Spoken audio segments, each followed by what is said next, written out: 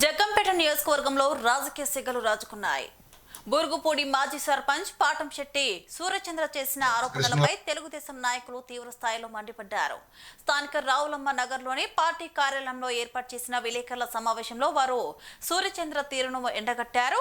MLA Jyothula Nehru, జిల్లా TDP అధ్యక్షులు జ్యోతుల నవీన్లపై అసత్య ఆరోపణలు చేయడం మానుకోవాలని వారు హెచ్చరించారు. గత వైసీపీ ప్రభుత్వ హయాంలో సూరంపాలెం గొల్లమెట్టు నుంచి వేల లారీల మట్టిని తరలించి సొంత అవినీతిని కప్పిపుచ్చుకోవడానికే ఇప్పుడు ఎదురుదాడి చేస్తున్నారని ధ్వజమెత్తారు.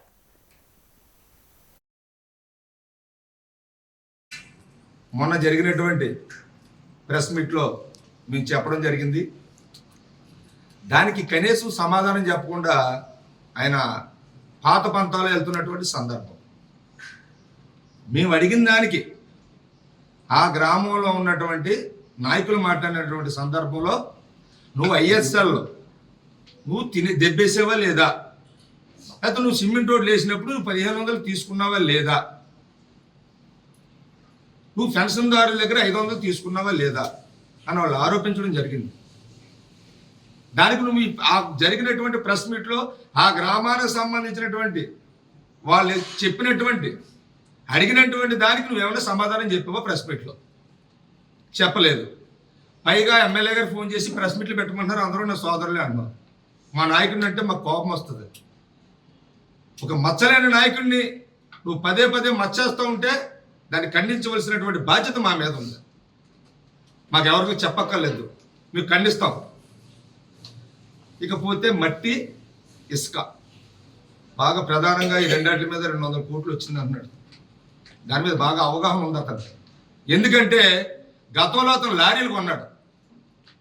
మీ అందరికీ కొంతమంది తెలకపోవచ్చు. లారీలు కొని వ్యాపారం చేశాడు. మరి అప్పుడు ఎన్ని కోట్లు వచ్చిందో అతను చెప్పాలి. సూర్యచంద్ర అనే వ్యక్తి లేనిపోయిన నిందారోపణలు చేయడం జరుగుతుంది. మీ అందరికీ తెలుసు, జ్యోతుల నెహ్రూ గారి గురించి ఈ జిల్లాలో తెలియని వ్యక్తి అంటూ లేరు. 40 సంవత్సరాల రాజకీయ జీవిత చరిత్రలో అధికారం ఉన్నా లేకపోయినా ఎప్పుడూ ప్రజల్లో ఉన్న వ్యక్తి జ్యోతుల నెహ్రూ గారు. ఆయన కూడా ప్రజలను అనుసరించి ఆయన చరిత్ర అంతా ప్రజలందరికీ తెలుసు. ఆయన మంచివాడా చెడ్డవాడా అన్నది. కానీ ఆయన 40 సంవత్సరాల రాజకీయ జీవిత చరిత్రలో ఒక మచ్చ అనేది లేదు. ఉదాహరణకు ఈవేళ ఒక్క దఫా ఎమ్మెల్యే చేస్తే వందలాది కోట్లు సంపాదించుకున్న ఎమ్మెల్యేలు ఉన్నారు.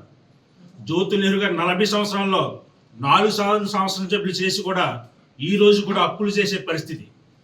కానీ తాను మైలేజ్ని పెంచుకోవడం కొరకు ఇప్పటి వరకు మచ్చలేని నాయకుడి మీద తను ఉనికి చాటుకోవడం కోసం మచ్చ వేసే ప్రయత్నం చేస్తున్నాడు